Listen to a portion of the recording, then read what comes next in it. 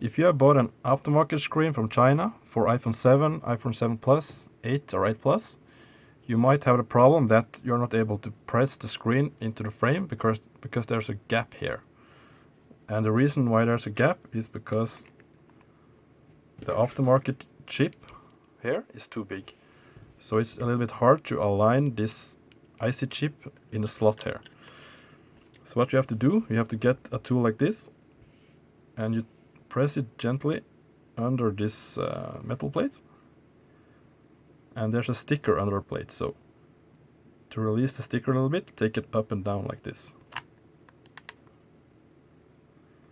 And then gently try to align this chip with the slot here. So press a little bit up here.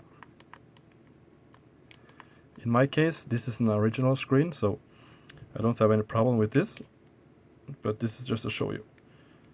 So when you're finished, you just take the screen back to the frame. Perfect.